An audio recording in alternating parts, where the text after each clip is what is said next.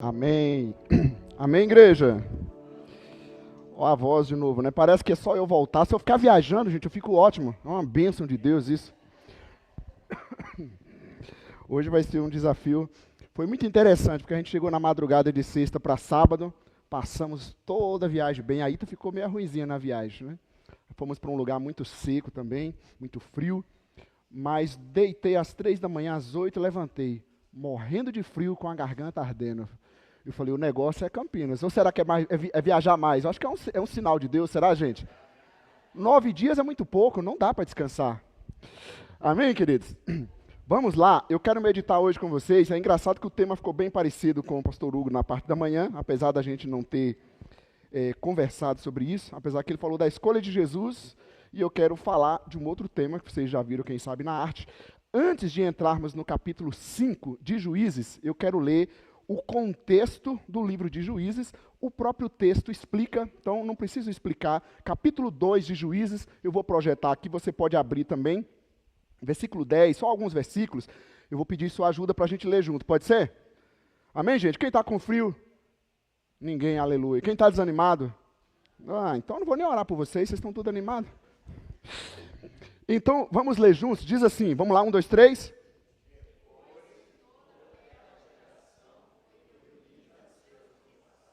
Surgiu.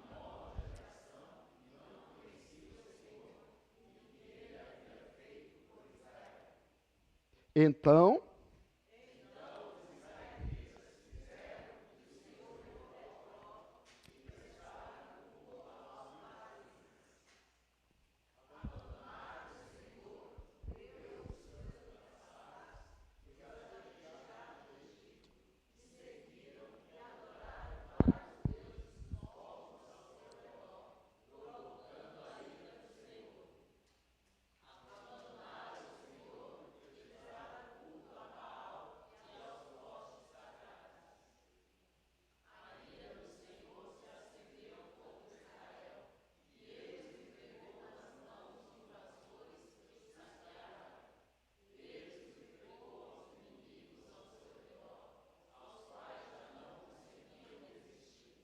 tem mais.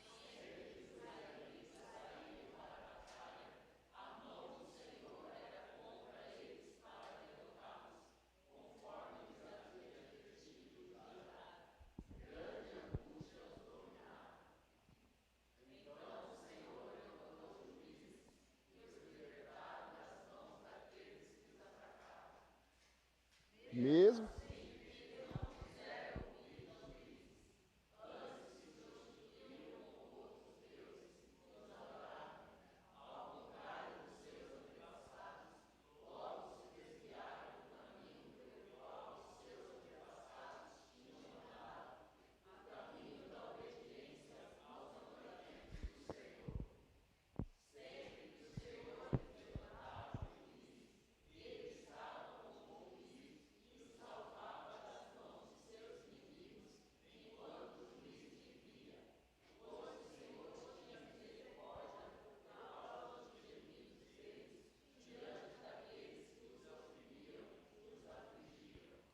Mas, quando o juiz morria,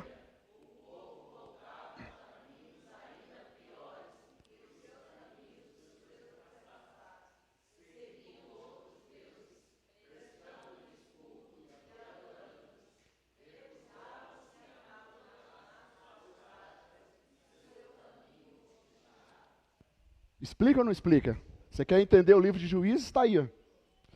Depois de Josué, ficou sem liderança, o povo se afastou do Senhor, uma nova geração se levantou que não conhecia a Deus. Olha a importância do conhecimento da palavra, da revelação de Deus. O povo se afastou do Senhor por não ter esse conhecimento. Diante do sofrimento, eles clamavam a Deus, mesmo vivendo tudo errado. Deus tinha misericórdia do povo, como sempre teve, como sempre tem da gente também. Deus tinha misericórdia, levantava juízes, né, líderes, para poder socorrer o povo. E diz o texto que enquanto os líderes, esses juízes viviam, eles ainda conseguiam ficar ali meio, né, em pé. Os juízes morriam, o povo se afastava dos caminhos do Senhor novamente. O capítulo 5, que nós vamos refletir hoje, e não vou ler todo o capítulo, mas já vamos lendo e meditando, Quem se levanta é Débora, uma mulher. Naquela época onde mulher não exercia liderança, é muito interessante, né? Então Deus levanta aqui Débora, ou ela se levanta, como a gente vai ver aqui, e ao convocar, quando ela, mulher, uma líder naquela época, naquela cultura, quando ela convoca o exército, o povo, para poder guerrear, para poder lutar por si, por suas famílias, houve várias respostas. E sobre essas respostas que eu quero conversar então com você hoje. Pode ser? Estão preparados? Então o tema, qual é a sua resposta? Vamos ver as respostas que eles deram aqui, quais foram as características dessas respostas. E o primeiro versículo, e a primeira resposta, eu diria que ela foi voluntária. Versículo 2 diz assim: consagrem-se para a guerra os chefes de Israel. Voluntariamente o povo se apresenta. Louvem o Senhor. Então Débora fez a convocação aqui, Débora chamou o povo. Ela estava liderando o povo nessa época. Débora fez a convocação e diz o texto, para nossa alegria, que o povo se apresentou voluntariamente. Eu fico imaginando os pastores, líderes aqui dizendo: ai, se minha equipe fosse assim. Ai, se eu tivesse mais voluntários. É ou não é? Mas não se anime muito, não inveje muito, porque não foi maioria, foram muito poucos. Mas é gostoso de a gente ver aqui, porque voluntariamente o povo se apresentou. Como é importante a atividade de voluntários, gente. Já fui voluntário em ONGs por muitos anos, e como é importante o ser voluntário em alguma atividade. E mesmo na igreja, como que a igreja funciona se não são os voluntários? E nós temos voluntários aqui tremendos, maravilhosos. Tem gente que eu chego até a mandar ele parar. Eu brigo para ele parar um pouco. Vai viajar um pouco, também é o meu exemplo, gente. Por quê? Porque são voluntários, abençoados. Isso é bênção. E o ser voluntário tem tudo a ver com a nossa fé. Porque Jesus não obrigou ninguém a seguir. Sim ou não? Jesus morreu por todos? Sim ou não, gente? Jesus amou a todos? Sim ou não? Mas Jesus obriga alguém a seguir ele? Você não vê isso em lugar nenhum. Às vezes até as religiões, as igrejas, parece que a gente fica tentando segurar o povo na marra, né? Forçar. Mas Jesus não obriga ninguém, é voluntário. Se quer me seguir, venha. Isso é nosso. Qual é a sua resposta? É voluntário? Quer se batizar, quer participar? Isso tem que ser voluntário. Não é porque tem um artista para a gente assistir, não é porque tem uma bênção que está nos oferecendo, é porque a gente sente esse amor de querer seguir a Jesus. A disposição mostra um verdadeiro interesse. Se a nossa resposta é voluntária, isso mostra interesse. Me anima muito quando alguém chega e diz assim: como é que faz para batizar? Aí eu olho assim e falo: Deus está falando com essa pessoa. Isso é maravilhoso, porque é a pessoa se voluntariando a fazer. Não significa que a gente não deva motivar, incentivar uns aos outros, mas é muito gostoso quando chega alguém e diz: como faz para batizar? Como faz para servir? Eu quero servir em algum ministério. Eu digo: é mesmo? Mas que Deus maravilhoso é esse que está te levantando? Pastor, eu posso fazer isso? Em servir em alguma atividade? Eu falo: pode, você deve, meu irmão. Nossa resposta será que tem sido voluntária? Ou a gente tem que ficar: gente, bora para o culto, bora fazer isso, bora fazer aquilo? Débora fez a convocação e o povo voluntariamente se apresentou. Eu creio, gente, eu acho, se vocês acharem que eu estou errado, pode continuar achando. Eu acho que a gente devia fazer fila para entrar no culto. Nas baladas eles têm essa estratégia, né? Eles fazem a fila para ver que está tudo bombando lá. O povo, deixa o povo uma hora, tem igreja grande que faz isso também. Deixa o povo uma hora na fila para eles darem valor ao que vai acontecer lá dentro. Mas será que a gente precisa disso ou a gente podia seguir a palavra de Deus e se apresentar voluntariamente? Amém, queridos? Então, qual é a nossa resposta? Tomara que a nossa resposta seja assim, seja voluntária. Eis-me aqui, como o Hugo também falou na parte da manhã. Eu quero ser voluntário ao Senhor. Eu quero seguir ao Senhor voluntariamente. Eu não sigo ao Senhor porque minha família, minha namorada, porque eu estou caçando namoro, bênção. Eu sigo ao Senhor porque eu quero adorá-lo. Eu sei que Ele é o único caminho. Amém ou não amém? Continuando, outra característica da resposta deles é a iniciativa. Versículo 7 agora diz assim: já tinham desistido os camponeses de Israel. Isso aqui é maravilhoso. Já tinham desistido os camponeses de Israel. Já tinham desistido até que eu, Débora, me levantei. Por isso que eu falei, foi ela que se levantou. Até que eu, Débora, me levantei. Levantou-se uma mãe em Israel. Isso é tremendo demais, gente. Se as mulheres hoje já estão dando um banho, uma lição de moral na gente, calma, mulheres, sejam humildes, vocês são cristãs, vocês são bênçãos, mas são cristãs, né? Sejam humildes. Não queira subjugar a gente também, né? Gente, se as mulheres hoje já estão dando banho, imagina nessa época, gente. Nessa época, nessa cultura. Os guerreiros, os camponeses, as tribos, todo mundo tinha desistido. Fala a verdade, esse poder de iniciativa não é tremendo? Quantas vezes você não desanimou fazendo alguma coisa para Deus e não encontrou muita ajuda? Eu já. Eu acho que você também já. Não pode ser na igreja, mas pode ser no seu trabalho. Você tem aquela equipe que não ajuda, parece que está, né, deixando e você fica sobrecarregado. E às vezes até dentro de casa, o nosso cônjuge, o nosso filho, é ou não é? Mas aqui a gente vê uma resposta de iniciativa. Ela tomou a iniciativa. E aí, olhando o texto, eu fiquei pensando, por que eles estavam desanimados? Os guerreiros desanimaram. O texto explica no versículo 6, diz assim, olha, nos dias de Sangar, filho de Anate, nos dias de Jael, olha o que estava acontecendo, as estradas estavam desertas, os que viajavam seguiam caminhos tortuosos, até as estradas eram um grande perigo. E os guerreiros foram ficando acomodados com medo, claro que existia também o afastamento do Senhor, mas é impressionante isso.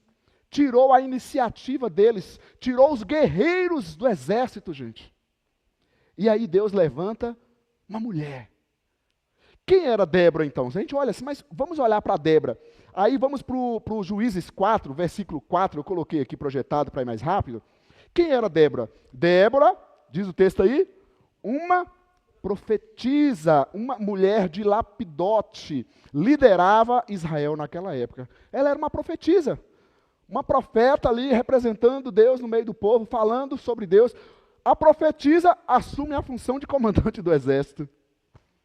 Toma a iniciativa de assumir a guerra porque faltava guerreiros. Isso mexe comigo, fala a verdade.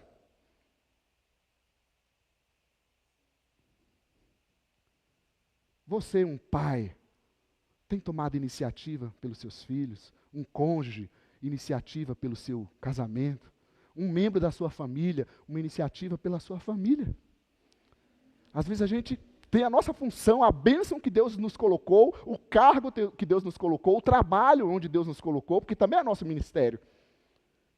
E às vezes a gente desanimou por algum motivo e está abandonando a nossa função. E aqui Débora se levanta, uma profetisa que vira guerreira, que vira a comandante do exército. Aí no versículo 8 do capítulo 4, ela chamou Baraque, né, que era um comandante também, para guerrear. Baraque disse a ela, se você for comigo, irei, mas se não for, não irei. Veja a importância de Débora, como eles confiavam que ela tinha de fato um relacionamento sério com Deus. Uma mulher que tomou a iniciativa de fazer algo. Isso é bênção, é ou não é? Aí continua. Ela diz no texto, eu, Débora, me levantei. Ela tomou essa iniciativa de fazer algo, porque ninguém estava fazendo. E às vezes a gente fica assim, mas ninguém está orando. Toma a iniciativa e comece a orar. Ninguém está evangelizando. Toma a iniciativa e vou evangelizar. Ninguém está fazendo isso. Ninguém é ninguém, gente. Eu não sou ninguém. Não diz a frase que a gente não é todo mundo? A gente pode aprender também que eu não sou ninguém. Eu sou o que Deus fez de mim, o que Deus tem para mim. Ninguém está trabalhando nessa empresa, o pessoal da equipe não está ajudando. Continua fazendo sua parte, gente. Porque dá uma ideia de que a gente está sendo injustiçado, né? E não está, você está fazendo a sua parte. Ele que paga a parte dele. Amém, gente? Faça a sua parte, tome a iniciativa. E aí ela diz, levantou uma mãe. Aqui é interessante para a gente pensar, porque não é uma mãe biológica que o texto quer dizer, e sim uma mãe no sentido de cuidado do povo, de proteção, uma líder. Se levantou uma grande líder no meio do povo. Eu poderia perguntar ainda, o que ajudou Débora a tomar a iniciativa? O que ajudou Débora a tomar a iniciativa? Versículo 9 diz o seguinte, meu coração está com os comandantes de Israel, com os voluntários dentre o povo. Louvem o Senhor. Sabe por que ela tomou iniciativa? Porque o coração dela estava no reino de Deus. Estava na obra de Deus. O coração dela estava queimando pelo reino de Deus. Não é porque alguém manda fazer. O coração dela queimava por aquilo. Amém, queridos? Isso nos leva a tomar iniciativa. Primeira resposta, voluntária. Segunda, iniciativa. Amanhã eu sei que os homens vão levantar cedinho, lavar a louça se tiver a louça na pia. Amém, irmãos? Tem misericórdia, Senhor. Fazer o café para a esposa ou para os filhos. Aleluia! É só um exemplo, pode fazer outras coisas mais também, né? Lavar a roupa.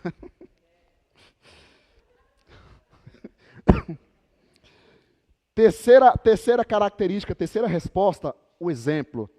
Versículo 14 e 15 diz assim. Vamos ler agora vocês para acordar? 1, 2, 3. Alguns.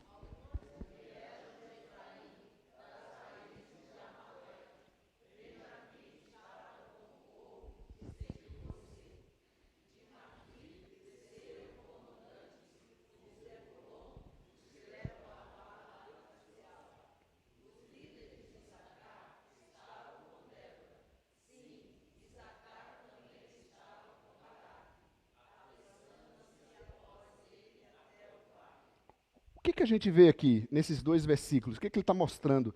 Os líderes descendo, porque eram tribos, né? Cada tribo, cada colônia ali, cada comunidade. Os líderes vão e o povo vai atrás. O que eu aprendo aqui? O exemplo. A resposta deles foi através do exemplo. Se nós não fazemos, como é que o outro vai fazer?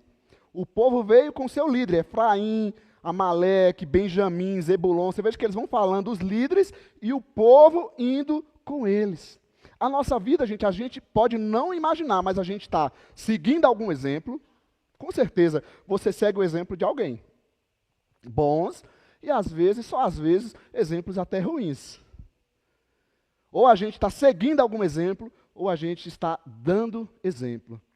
Sempre isso vai acontecer na nossa vida, porque nós não somos ilha, nós somos pessoas de relacionamento. Quando você se relaciona com alguém, você acaba aprendendo algo com ela. Já viu aqueles casais de muito tempo? A gente acaba aprendendo algumas coisas juntos. Existe a individualidade, mas existe aquele perfil do casal por ter convivência há muito tempo, que algumas coisas a gente vai aprendendo a fazer juntos. Agora, olha que interessante, diz o texto, alguns de Efraim, como eu disse lá no voluntário, não foram todos. Alguns de Efraim, Benjamim com o seu povo, de Maqui, os comandantes, só os comandantes vieram de Maqui, de Zebulon, os da vara oficial, né, do comando oficial.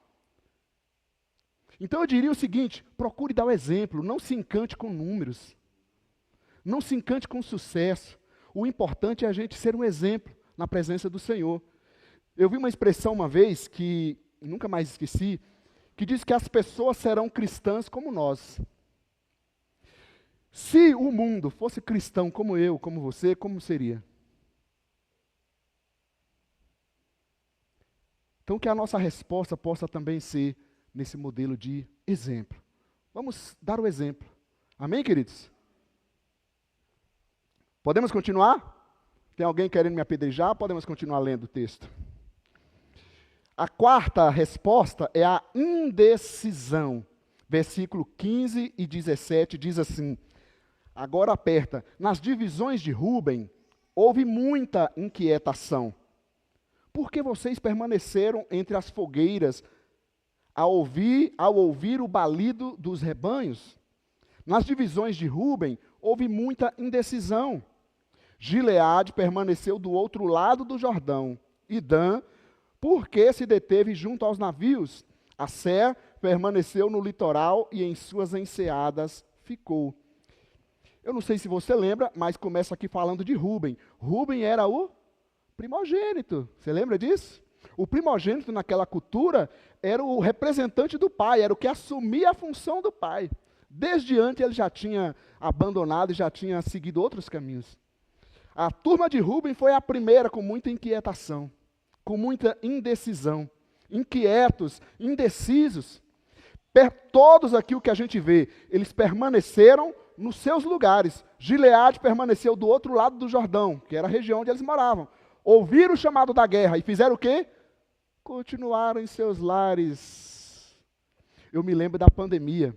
Lembra da pandemia? Passou já, mas a gente não esquece, né? Que marcou a história. Aí aqueles memes, né? Aqueles vídeos, todo mundo fazendo. Quando voltar o culto presencial, lembra disso? Todo mundo, vou arrepiar. Voltou. Só não voltou as pessoas. Tem 2 cultos, mas não adiantou. Para alguns, claro, né? Mas é isso que acontece, gente. Muitas vezes a gente está indeciso, está inquieto. E vai permanecendo no nosso lugar, no nosso comodismo. E isso não acontece só com a gente. Gileade permaneceu do outro lado do Jordão, Dan permaneceu junto aos navios, tudo aqui está se referindo à região onde eles estavam, Assé permaneceu no seu litoral. Eu diria que se nós permanecemos na condição que estamos, isso significa um não. A gente está dizendo, eis-me aqui, Senhor, eu vim para te adorar, mas se nós, com todo o temor, permanecermos da mesma forma, a gente pode dizer, eu vim para te adorar, mas no ato a gente está dizendo, eu não quero te adorar. Seria melhor a gente dizer, Senhor, eu estou fraco, eu estou desanimado, me ajuda, porque eu quero. Aí sim. Amém, gente? A gente não precisa mentir para o Senhor, e nem para nós mesmos. Isso é oração real, é abrir o nosso coração para Deus nos ajudar. A religião às vezes fica nos acusando, cobrando. O Senhor não veio fazer isso. Ele veio nos ajudar. Se está desanimado, peça ajuda. Se precisa de ajuda, peça ajuda. Se está desanimado, busque ânimo. Isso é a nossa caminhada. Mas permanecer como está, isso significa não. Essa indecisão vai continuar protelando a nossa vida.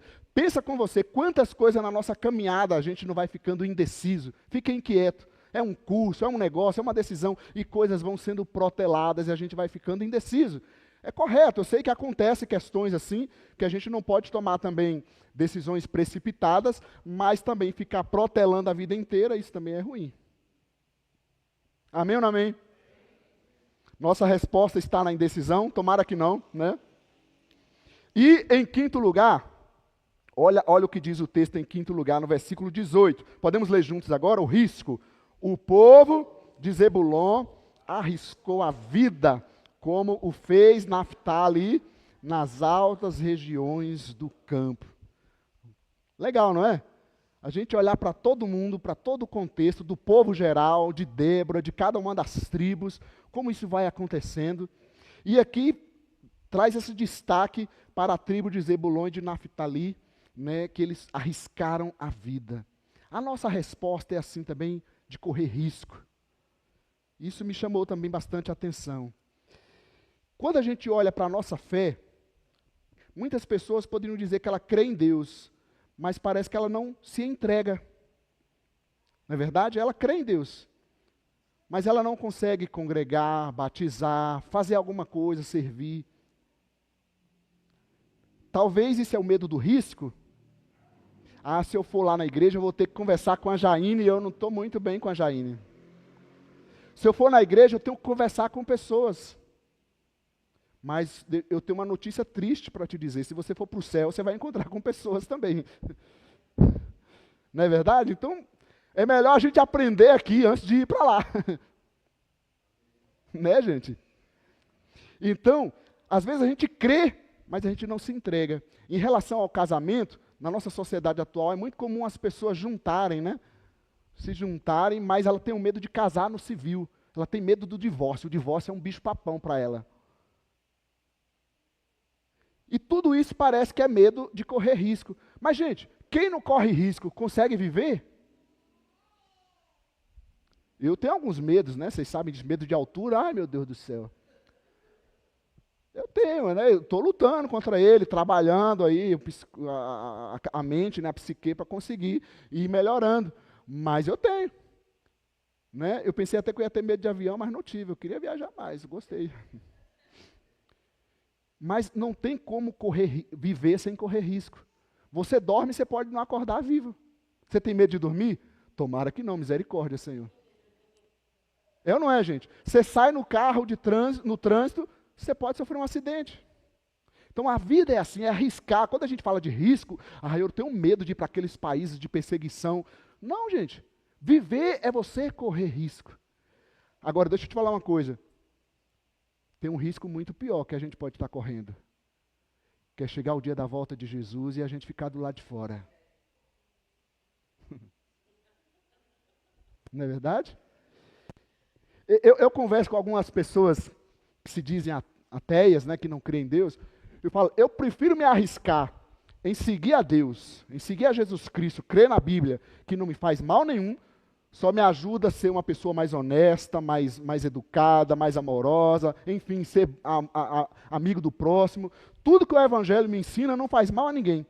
Então, se não existir Deus, se não existir a eternidade, eu fiz coisas boas aqui a partir do Evangelho. Agora, você que acha que prefere escolher, correr o risco de não acreditar em Deus, de seguir o Evangelho, se existir o caminho e o caminho era Jesus e você rejeitou, eu prefiro o risco do lado de cá. Amém, gente? Qual é a sua resposta hoje? Quando eu estava olhando o texto, o que interferiu na resposta deles? Eu não sei se você observou, quando a gente leu lá sobre a situação da época. O que interferiu? O sofrimento que eles passavam. Até as estradas eram tortuosas. Segura lá, é isso aí, tá certo. Esses meninos estão fera. Viu?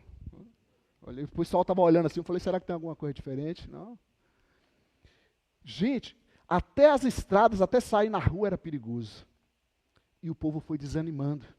E eu sei que a gente passa uns perrengues na vida, fala a verdade. Deus está conosco, Deus nos ajuda, mas a gente passa umas lutas difíceis. E isso interferiu na resposta deles. Só tem um outro detalhe, que a situação difícil que eles passavam era em consequência do afastamento de Deus. E isso a gente tem que se lembrar também, porque problema, existe várias coisas. Existe aquilo que é maligno, aquilo que o maligno vem com seta contra a gente, e a gente tem que repreender em nome de Jesus, porque o sangue de Jesus nos cobre e nos protege. Eu não posso abrir brecha para o maligno, ele não vai me tocar. Agora, existem coisas que são calamidades da vida. Chuvas, terremotos, e isso são calamidades da natureza. Não tem como a gente fugir disso. E existem coisas, e eu costumo pensar que a maioria, que é a gente que cria. A gente inventa uns probleminhas. A gente está com pouco problema, a gente gosta de inventar uns problemas a mais. Então eu queria resumir com você, colocando essa imagem aqui. Qual é a sua resposta? O louvor já pode ir chegando aqui. Tem essa imagem aí? É voluntária, vamos falar juntos, gente? Se não entrar, a gente fala juntos.